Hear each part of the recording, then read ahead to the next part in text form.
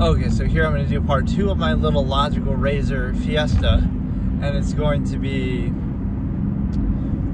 just kind of random things. So let's look at the false inherent contrivance response concept, which I've discussed many, many times before, and it's a very key intrinsic part of my whole absolutist philosophy kind of format and everything in those debates because the framing of something is always kind of biased or preconceived, right? Whatever the discussion is or topic, right? So in a very direct, obvious sense, you can look at it this way. I always say that there are no rights, only restrictions. So when you look at something like, let's look at gun control or something like that, right? People always try to frame it like, why do you need this thing? Not why don't you need it, or why shouldn't you have it? So maybe that's not even the best example, but the discussions are always, everything is always framed like, why do you need to do blank, or why do you need to have blank, and you must be so entitled, or you're so, you're expecting this. Not the opposite, where, again, if the world was a village of 100, then everything is the world is your oyster. There's plenty for everybody. You don't need to justify having something. You would need to justify not having it. So this is why the stimuli acme is the core enemy of the absolutist. There's no way to argue against that premise, because the only reason why anything is ever subverted is because of the number of people, or because of the deference to unqualified empirical authority, right? Like where they're just sucking it dry and you're letting them do it, and you're just letting yourself be reduced to a pawn. So this is where the absolutist comes in with the value for human potential and ability. You're not so lowly that you wouldn't be able to take for yourself whatever you want and do what you want. The only reason why you're reduced to that stage is because that's how society wants you to be, a good little consumer and a drone and all of this. So you may think it's what you want, or it's a good thing, or that's what defines you, but it's no coincidence, right? Anything mass-produced suffers inequality for it, and that applies to human life itself. So when people flippantly keep doing this and preserving the stimuli acme, like I say, there is a contradiction with that. So the problem is that, or it's not even a contradiction, it's just a lack of a standard or value. People are just mindlessly doing it with no plan or no thought or nothing, right? It's just random. So there's some lacking basis here, because what you have is the understanding that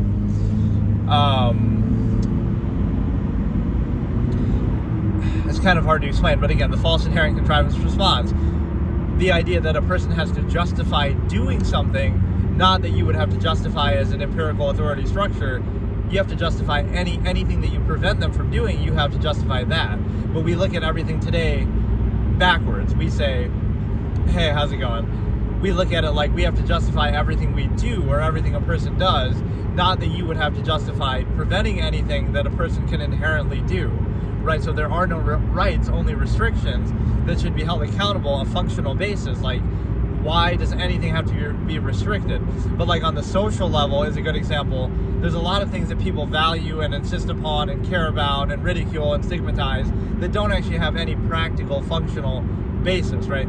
They don't really hurt or help anybody. It doesn't really matter. But that shows you a form of social engineering, that we're trying to create certain behaviors or reinforce them, even irrespective of functional basis, right? They're not harmful, they're not helpful, there's no basis or standard being used. It's just merely, you're just doing it because of you're either used to it or you're exposed to it, or it helps to reinforce a certain sort of, it reinforces like the society that's already in place, assuming that things are the way they are because that's the way they're meant to be, without any critical thought put into it. So whatever empirical structure is put in place, you're going to reinforce it and act like that's your own idea, or that's what you want, or that's the best thing, even without any real accountable basis to it, right? Any criteria that's being used. So you'll ridicule something just because you're unfamiliar with it, and because it frees you from that narrow way of thinking that you're exposed to. But if you look at it from a perspective that, yeah, or that's like one funny thing that comes with these IRL streams. I can just imagine like if I was a big streamer, people in chat could be saying F the police every time we see the police. Not that I'm saying that, but it would be the kind of trope that the whole IRL thing does, right? Or whatever. Whenever you see an ice cream truck, they'll make some joke about that. That's the kind of stupid level that like Twitch chat would operate at. Of course, YouTube chat is surely much better than that. Much better than that. Hey, how's it going? So you could play all these little mini games, right? Like people always try to guess where I'm going. It seems like a lot of people don't know. Well, I mean, you wouldn't really know just by this, right? Like where I am. Hey, Akira, how's it going? Pretty good. Right, it'd be interesting. Like I should try to find the most obscure location ever and see like if anybody can guess it. But you got to somehow not go to anywhere where there's a lot of signs. Hey, Glenn, how's it going? Right, like, this is like a middle tier, like on a 1 to 3 star basis. If you were in like New York City, obviously everybody's gonna know it. But if you're in like some really obscure place, nobody's gonna know it. This is like kind of obscure, like not everybody's gonna know it. But Syracuse is still a well-known big city, so it shouldn't be that hard to guess if you're somewhat familiar with the state. But yeah, I thought I did. Glenn, right? How's it going? So, yeah, what I was saying is the false inherent contrivance response. It's a very basic concept that shows you there is no, like, specific argument being made in a lot of these discussions or any sort of preconceived conclusion. It's like, look at reality or look at society as, like, everything that we say in response to reality, not because it is reality. Right, so this is the fallacy that people often apply to morality, for example, right? That they'll say, oh, morality is objective or absolute or inherent, right? Any of those words. This conversation always bugs me because it's, oh, Glenn, sorry, maybe I can't read. I can't always see those things. I hate that they do that, actually. Like, the way that the message is typed out is white and it's clear, but the way that they type, the way it shows the usernames is sometimes a little kind of gray and less clear. But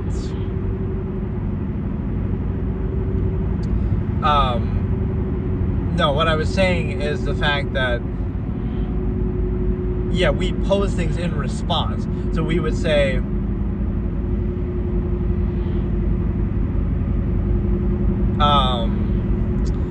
right, like morality is a great example.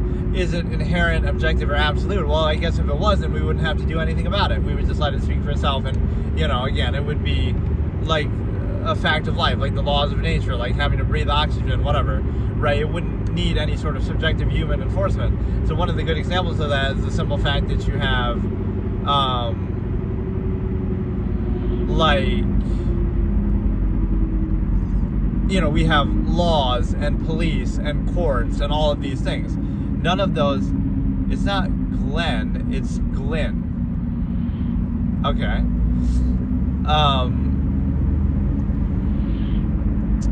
Right, you don't have courts, you don't have, because all those things are subjective, and here's a good way to show it's subjective, is that police officers sometimes make mistakes, sometimes they do bad things. A couple years ago, you know, you had the whole George Floyd thing, you have, you know, police misconduct all the time. So the only point is that it's clearly subjective because they make mistakes, they have their own flaws. That doesn't mean it's bad or it shouldn't exist.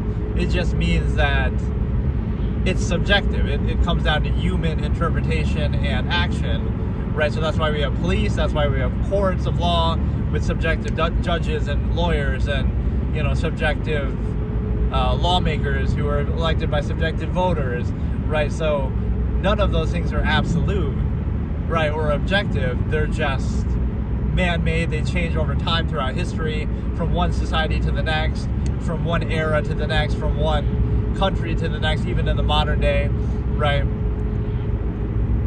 So even things we'd be self-righteous about, like, oh, that's just wrong, we would say in our society, a different country might have a totally different law. So that doesn't make them right and you wrong or vice versa. It's just like, it's clearly subjective because tomorrow, if a law changes, now what does that mean? Does it mean we were objectively wrong before and we're objectively right now?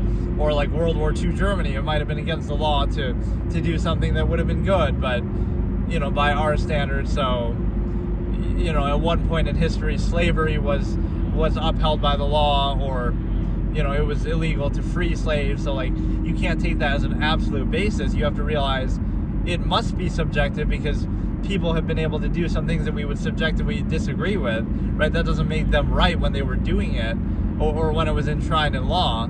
It just means that it's a very fickle and variable thing that we have to be weary of, right? So that's always the conclusion versus the premise. Like, the premise is that an atheist, this is sometimes how these discussions come up.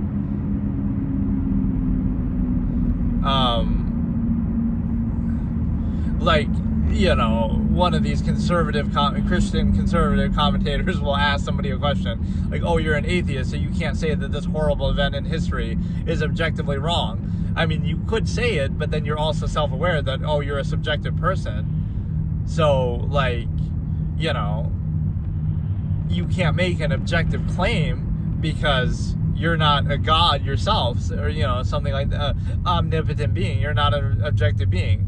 Right, you're a flawed, imperfect, subjective, narrow, incentivized person. So even if you say something, okay, we believe something is wrong, that's why we have courts and laws, and we elect leaders, or we have, police, and we pay taxes, right? So it's clearly subjective, so we're trying to uphold that.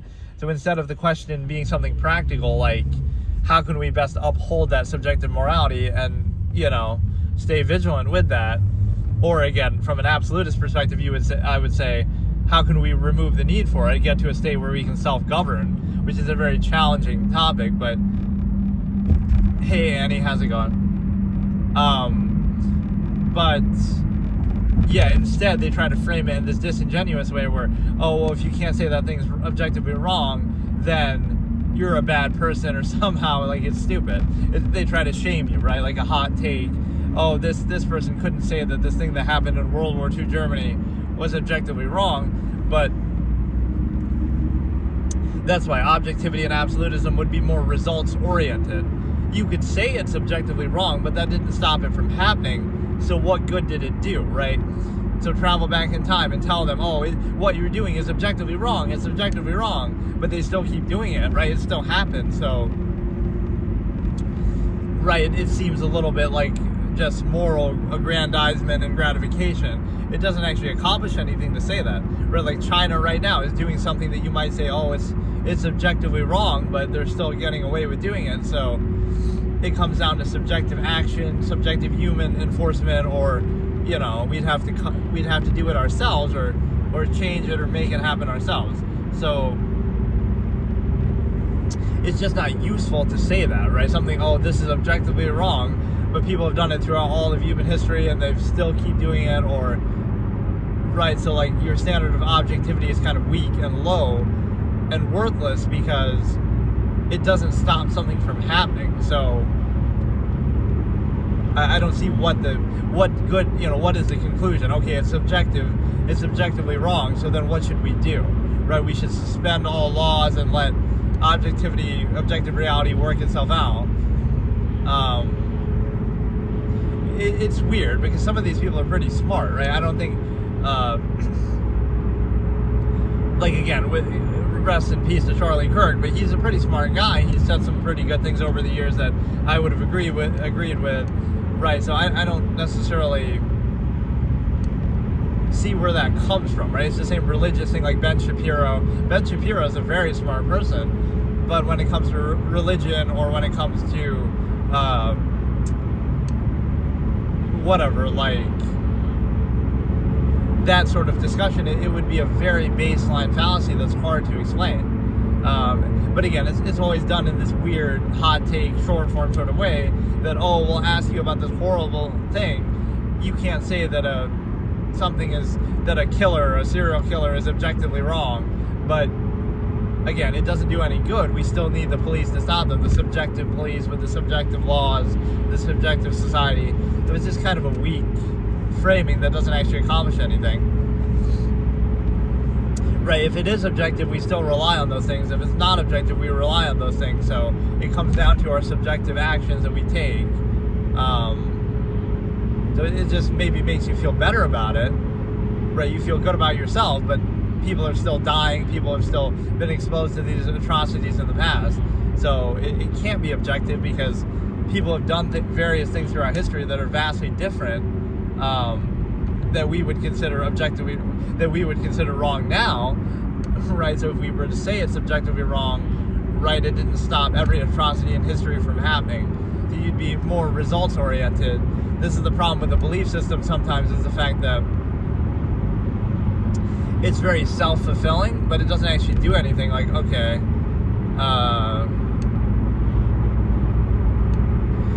you know, you'll say something like, oh, God believes this or wants this to happen, but then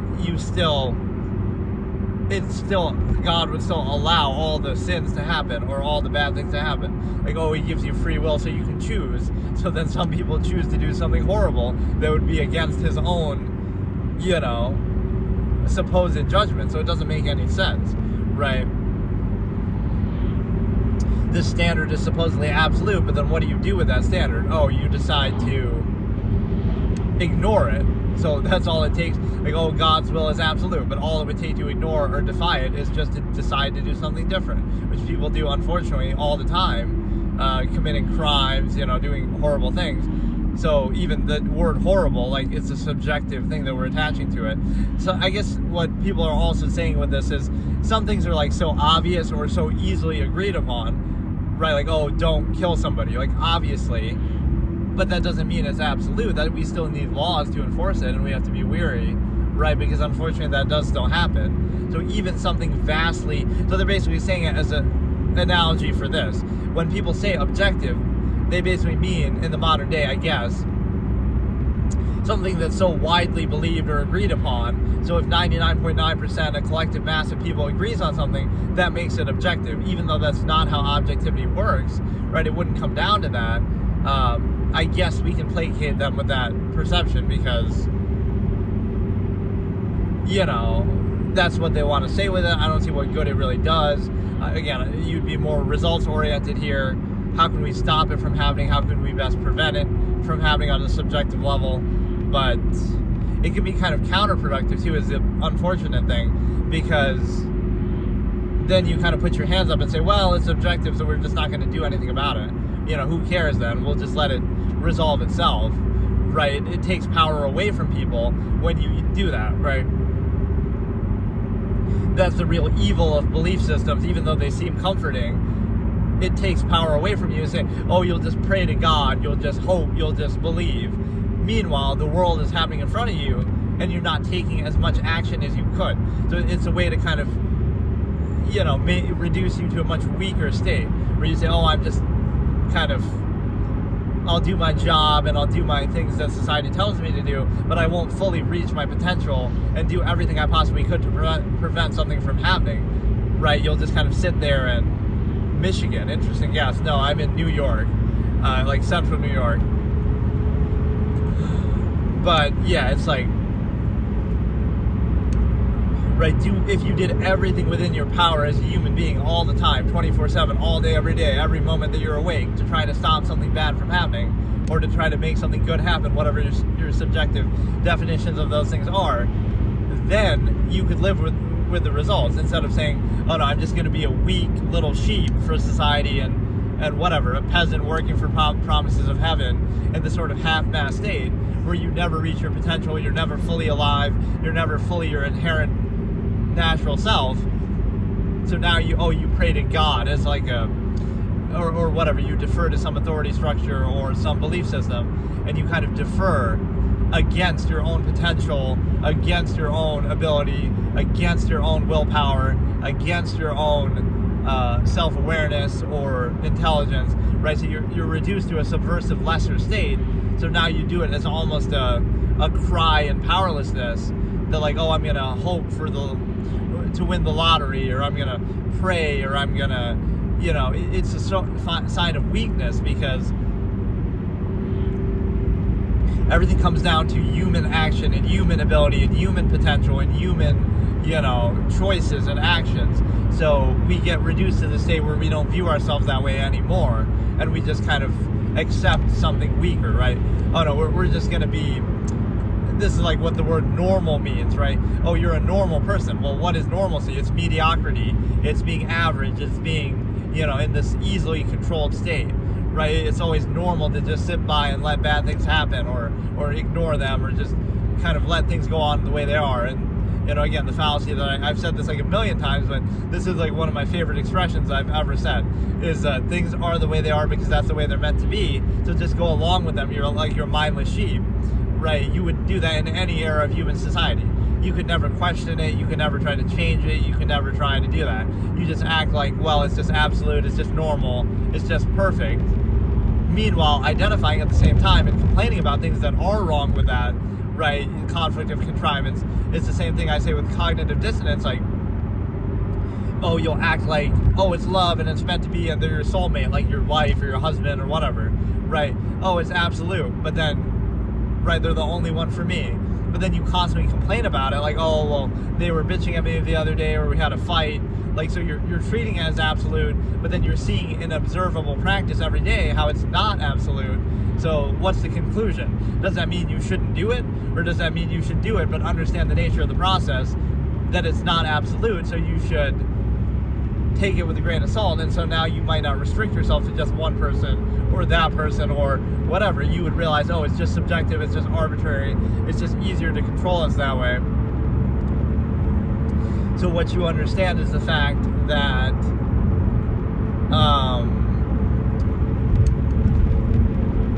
see, a lot of these topics are very challenging too. Like, it's not the sort of thing that people want to always think about or do or discuss, or it's not like the short form hot take kind of thing, or it's not reinforcing of what you're currently, current society or current standards or whatever. So it doesn't give you like that reinforcement that you might want. It might actually do the opposite. It makes you question things. It makes you objective. It makes you second guess. It makes you, uncertain, right? So you would rather have, most people would rather have false certainty than uncertainty, but you want to decide that for yourself, right? Would you rather believe in something for peace of mind that's false, that's not true, right? You believe in a false absolute instead of realizing there are no absolutes. Like, which one is more comforting to you? Which one is more, would you sacrifice that sort of psychological peace of mind and comfort for objective reality and truth? But it's so much easier just to be distracted, like, by the bread and circuses and modern convenience and comfort. So it lets you get away with not thinking so much, or people feel comforted that way. So, but that doesn't actually answer anything or validate anything. It just means you'll distract yourself from it with, alcohol and entertainment, escapism and drugs and whatever, right? So the fact that that's necessary makes you not very credible yourself, with all due respect, or it makes your society that you live in not very credible, because, oh, it's absolute and it's meant to be and it's God's will, or it's, some moral thing. But if it was so sound of a process, then you wouldn't need to do it. You wouldn't need to do those things like distract yourself or, dumb yourself down. So that's what I call a human function. This term I use to refer to that sort of state of being or person that is kind of crafted by society in a contrivance state. What it means is you're molded into this sort of here and now, very initial basis, which can have certain functional uses, but it's not your true inherent state of being. So you'll be, you're reduced to a student. You're reduced to the structure of that, school. So like when you're in school, you're a student, and that's all you are. When you're at work, you're your job, and you're defined by that, right? And then any free time and, any freedom you have outside of that, rigid structure, empirical authority, reduction, what do you do outside of that? Do you think freely and objectively and inherently and self-actualize, which might invalidate a lot of those contrivances? Or do you dumb yourself down, right? So the few hours of the day that you would have to think freely and for yourself, you reject that and treat it as a negative because it doesn't go along with this unqualified empirical authority structure or whatever that you're dealing with. So you wouldn't question it or think objectively. You would instead this whole session is like me just trying to explain to people the meaning of the word objective, because clearly people don't understand it. Like, and by people I mean like all these commentators and like, you know, again, Christians or whatever, that we sometimes see this topic come up. But because people don't want to face the reality that, oh, so you think morality just comes down to subjective opinion? Like, this is what they'll sometimes say as a retort. Like, what, it just comes down to a mob mentality? So if a mob of people believes that something is right, it just becomes right? Well, not that it becomes right, but that it can happen, right? So like throughout history. So what, all it would take for some horrible atrocity to happen is for enough people to believe it or do it or allow it or stand by and let it happen? Yes, that is true. It might be a sad reality, but that is the way the world actually works. That's why every atrocity throughout human history was able to happen, because enough people did it or enabled it or allowed it or turned a blind eye to it, right? So that is how reality works, is a mass mob mentality. If enough people believe something or do something, it happens, or it can happen. So no matter how horrible it is, again, I always use the World War II Germany example, right? Like, they'll say that, like, oh, so you can't say that's objectively wrong, but enough subjective people allowed it to happen or made it happen. So that's the problem, right? Is like, the real solution would be, okay, there should be enough subjective people on the other side preventing it from happening, right? Or not enabling it, not doing it in the first place. So it comes down to that subjective layer of people, but there's more nuance to it, like people being sort of tricked or threatened or coerced or, like, you know, brainwashed from a young age and stuff like that. So it's not as obvious as just like, oh, people simply going along with it, although a lot of people do that too.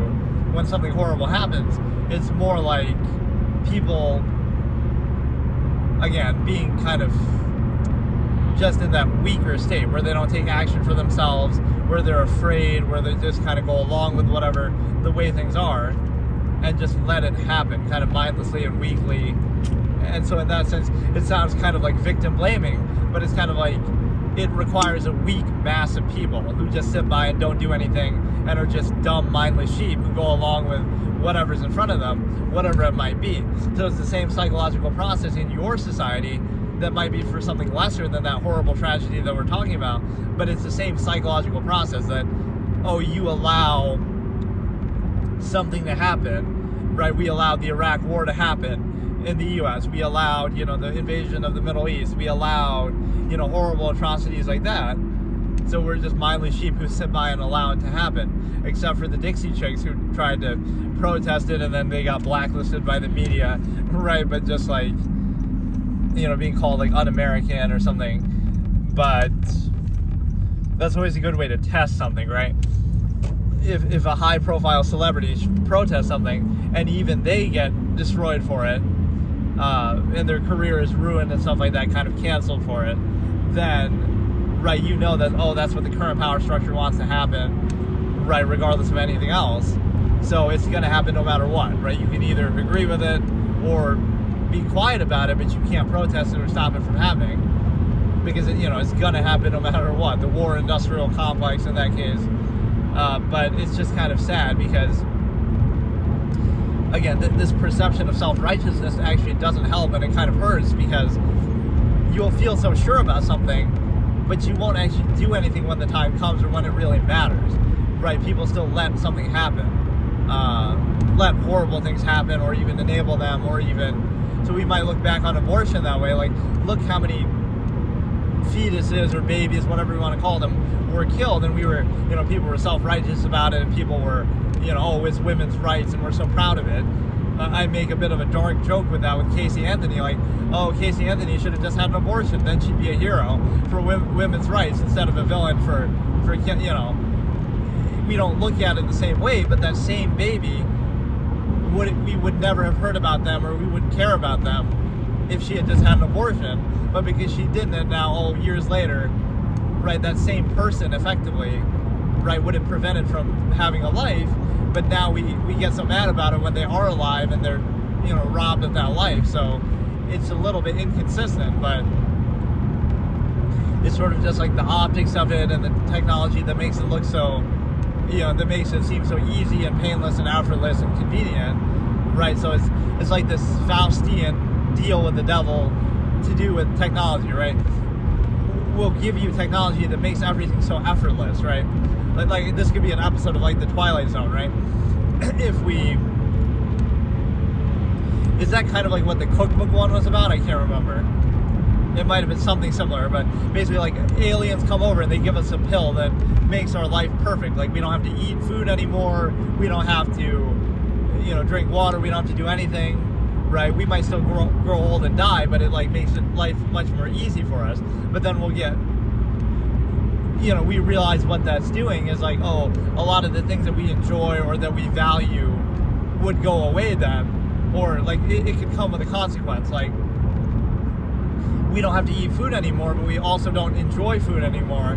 Like we can't taste it anymore, so we give up our senses for our needs. Like, okay, you never have to eat food again, but you can't taste food, so you won't enjoy that aspect of your life anymore, or things like that. So if you take that away, then you might question like, oh, then now there's no point to living, because a lot of the joy we get is from those very same things. Which again, from nature's standpoint, it's a way to inspire that. Like, that pleasure is nature's way of inspiring reproduction, like sexually, or inspiring you to eat food. Like, it's just nature's way of trying to control you, or tell you what to do, or kind of make you do something. So, but yet we turn it into like, oh, this is the meaning of life and our desire and it's love and it's meant to be. From a strictly scientific standpoint, the only reason why you're doing that, or why it's pleasurable to do that, is because that's nature's way of inspiring reproduction, right? As we see in animals, as we see in everything else. So, right, it'd be odd to treat it like it's some absolute or meant to be or some, special thing. It's kind of the opposite too. It's a way to restrict it, to say that, like we restrict it by saying, we try to pose it as a false absolute to specify to one person. Otherwise, we would just kind of be very open and uninhibited in pursuing anybody and everybody and not having any limits.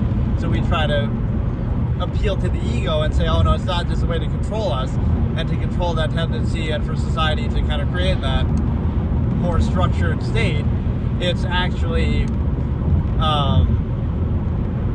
our choice. It's a soulmate, it's love, and it's meant to be.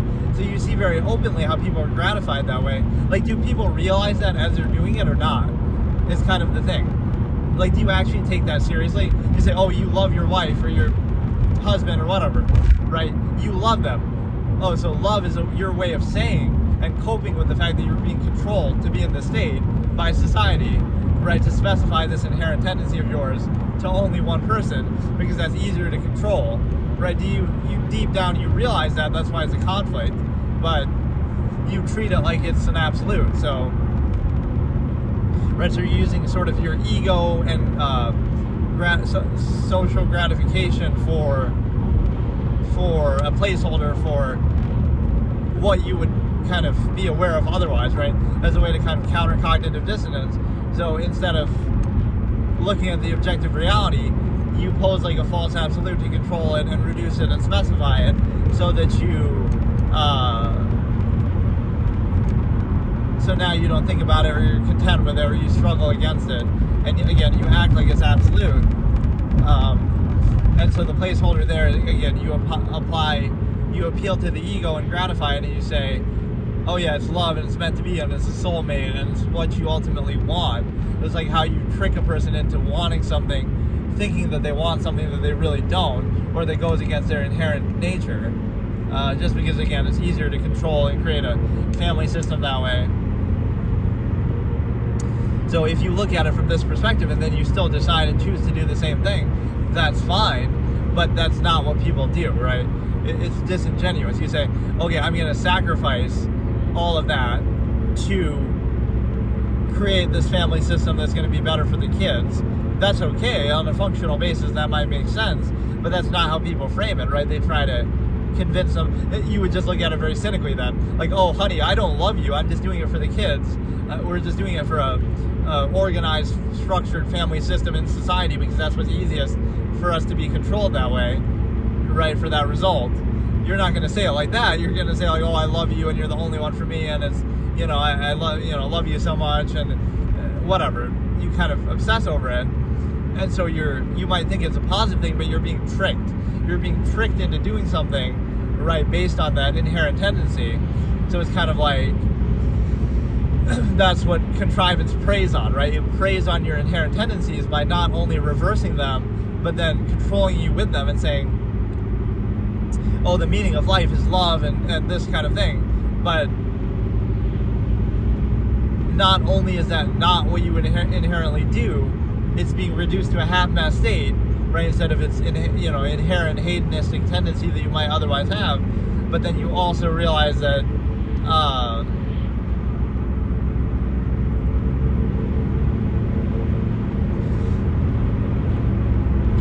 not only are you not free to do it, but the act of doing it partially, half-mast as I call it, right, kind of specifying it to one person or reducing it in some way, restricting it in some way, is now framed to control you in the opposite way. Like, oh, now it's a privilege to do it, or oh, you're so grateful to do it, or oh, you have to earn the right to do back what you inherently could do anyway, naturally, right? So, and to only do it again in more of a limited way, now this is used to control you, like, oh, that you should be so grateful or gratified by that, when it's something inherently you can just naturally do anyway. So, right, there's something very disingenuous about that. So this is where I talk about the concept of separation. Like, you would separate the two. You would say, okay, this is the inherent objective process, and then you would let that speak for itself, instead of you're going to tie the two together. Like, I'm going to let my ego control me and say, well, I'm going to gain gratification here. I'm going to gain gratification from this as a placeholder for what I would otherwise do. I feel like I'm having to project my voice more in this session than I normally do. I don't know why.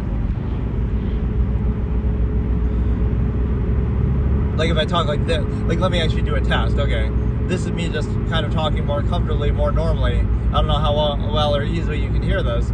Versus like, okay, now this is how I was talking before, where I'm kind of projecting it more and emphasizing it a bit more, right? Not like a ton, but like I still feel like I'm consciously doing it. Whereas here, like, okay, maybe here I'm talking more normally, right? And you might not be able to hear it as well. I tried using a mic too, like a wireless microphone, but it didn't feel as good as this actually, or it didn't feel much better than just me doing what I'm doing now, where it's just like,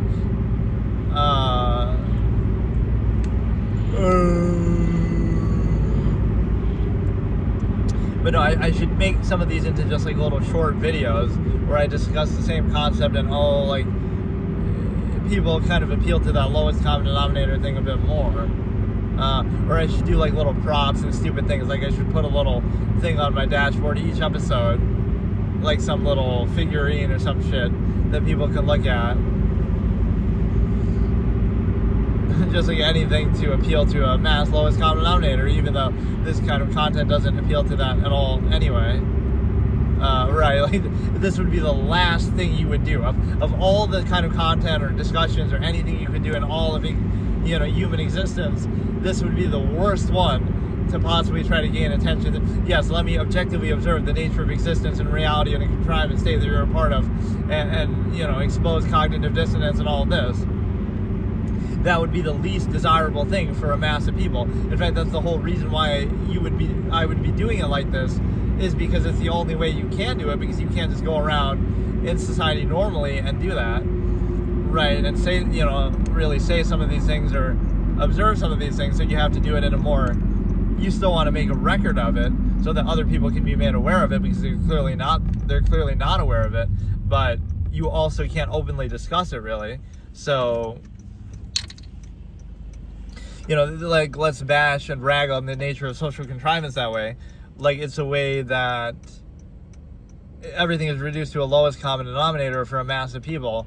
So it kind of is the lowest form of thought, or I even call it like anti-thought, where it specifically exists to counter thinking and reduce it to an initial basis, like what's in front of you, or kind of overcompensate for a flawed process that you otherwise would think about and question. And so it's very questionable. And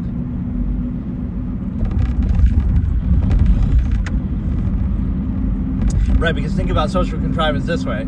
Either it wouldn't be necessary, and so if it's not necessary, then you would realize, like, you know, everything would sort of speak for itself. So you don't need it on two levels, right? You don't need like an ego gratification overcompensation for what would otherwise be a flawed process. You don't need reinforcement, like, oh, being nice to other people or having other people be nice. Well, if what you're doing is a sound process that speaks for itself, then you shouldn't need that, right? You only need it to overcompensate for some subversive, reductive, counterproductive conflict that you otherwise have. Like, right, something that is somehow overextended, like, oh, you have to deal with this unqualified empirical authority of your power structure kind of corporation that you're working for. And to do that, to deal with that, oh, you want people to be nice to you, or vice versa. Other people want you to be nice to them to make up for the fact that everything is kind of empirically controlled and overextended. So, like, let's be nice on the surface level to each other so that we can cope with this objectively adverse state that we're in, or certain things that we deal with, instead of, so then by being nice in that way, you're reinforcing an objectively adverse state instead of not doing it. So now you can be made aware of it and now address it and get it to the point where you shouldn't need to overcompensate for it anymore, right? Or distract from it or whatever. So that's the problem. It seems like a positive on the surface, but it's only necessary because of some negative underneath the larger process, or again, it's only necessary because of that. So the act of doing that is actually reinforcing it. And that poses like neutrality as a negative.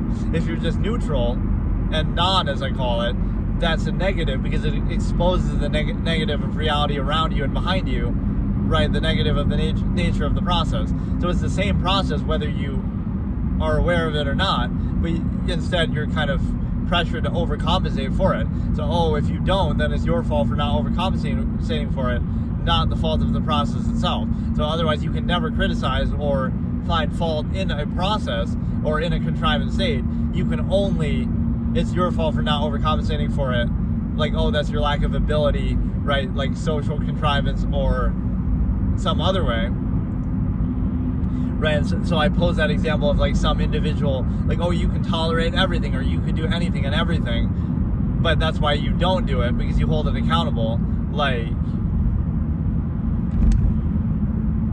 you know, you could tolerate everything, like, oh, patience is a virtue, so now you could just wait forever, and if you let people take advantage of that, then they'll make you wait forever, right? So no, it might be a virtue, it might seem to be a virtue, but you hold it accountable. You better make sure that what you're waiting for is actually worth waiting for, or that there's a good reason. Otherwise, you'll just be made to wait forever, right? So that's the same fallacy of like, otherwise it could just go on forever. So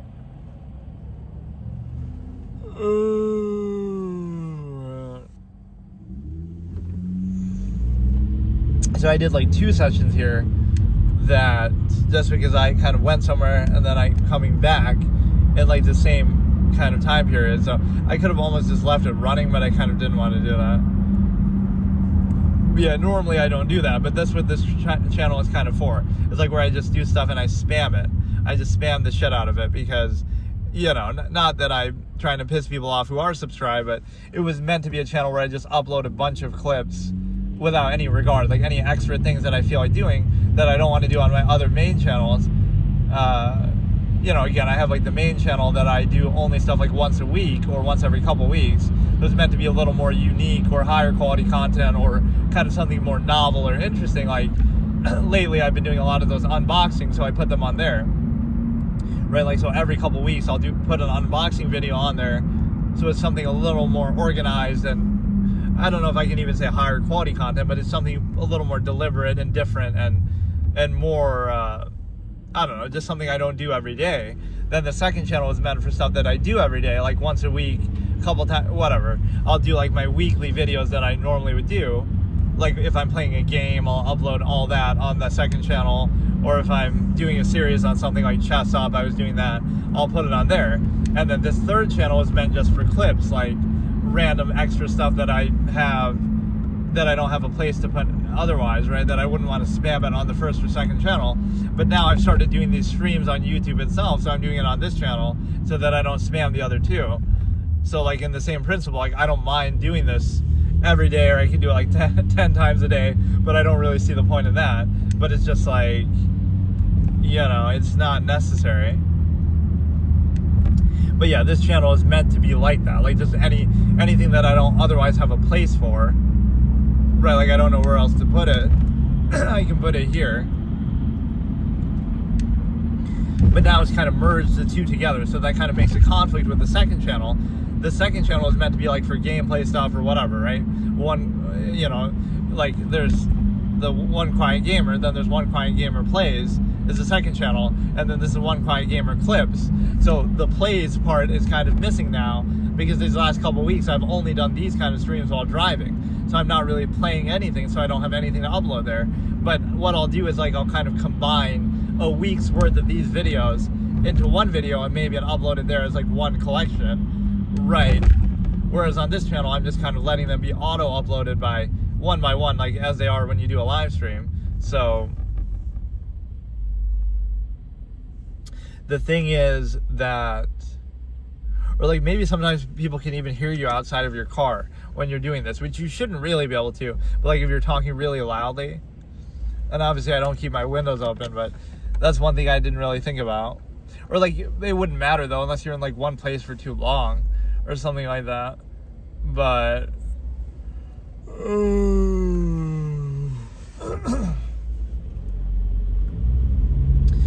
but yeah, it's a situation where I basically I don't know, the second part felt a little bit more like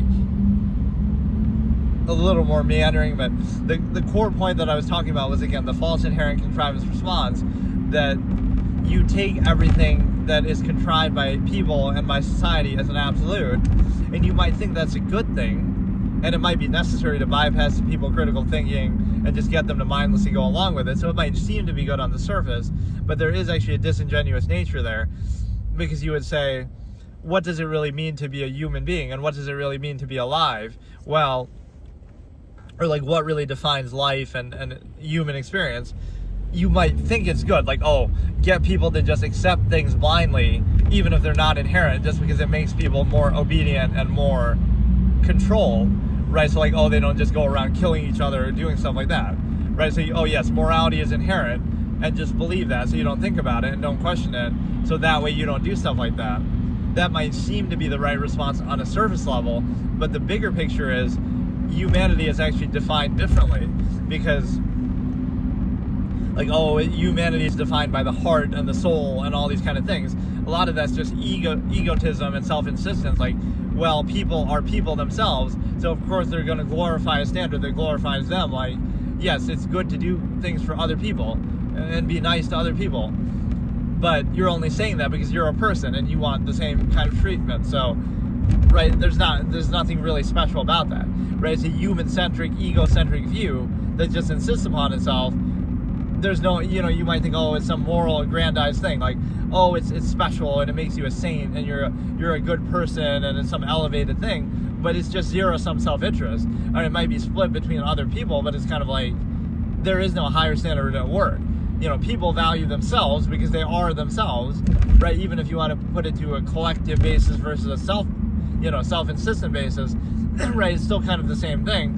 So there's no higher measure at work there, like some special meaning, or, oh, it's meant to be, or it's some kind of a divine will, right? That, oh, so human interest should be served, right? There's nothing really special about that. And then, but yeah, like, the deeper meaning would be like human beings are actually defined by thought. The ability to think is what and be self-aware is what defines them and separates them from animals.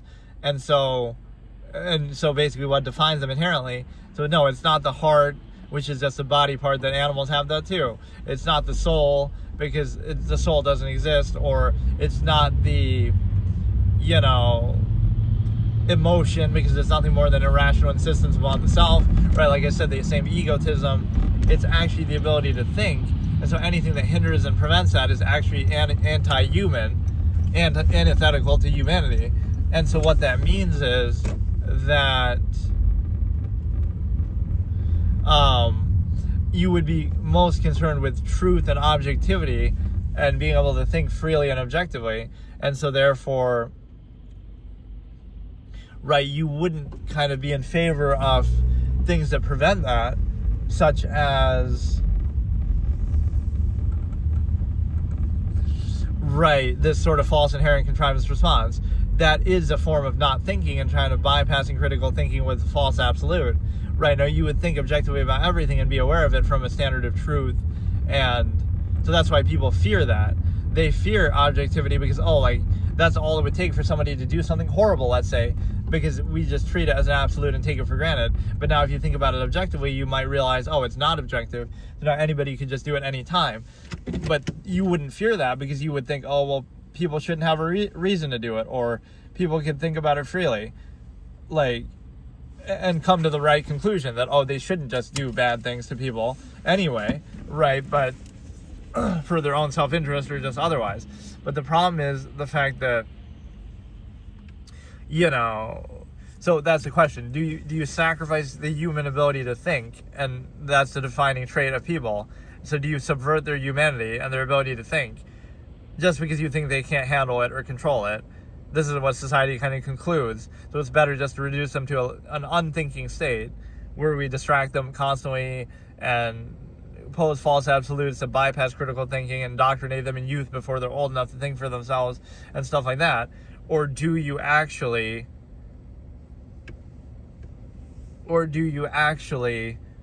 say, you know what, people should be able to think freely and objectively and inherently, and then we believe in social Darwinism or something that people will come to the right conclusion kind of a thing, but you should still be objectively aware of that. You should be able to objectively think. So then in that case, you wouldn't pose it as an inherent or objective or absolute. You would realize there are no absolutes, and then it comes down to subjective human choice and enforcement, right? Which is a reality anyway, but it's just you would acknowledge that and be aware of it. So that would be the sacrifice you're not willing to make. Again, humanity being defined by the ability to think and be self-aware, and then you wouldn't subvert that for anything, and you wouldn't fear it, because if you can think freely and objectively, then you can do anything too. So you could do anything bad, but you could do anything good too, so you shouldn't fear that, right? So the bad things that people, would do would be framed as that, so all it takes for somebody to do something bad is to just think objectively and freely about everything, and then they would naturally do something we would subjectively consider bad. That's all it takes is for them to just think freely?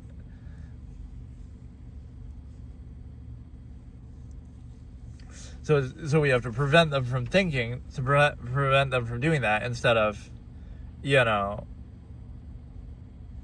should be able to think about it as much as you want and then still come to the right conclusion if it is indeed right? You shouldn't have to interfere or bypass with that ability to think. And if you are, then you're kind of doing something anti-human and that should not be necessary.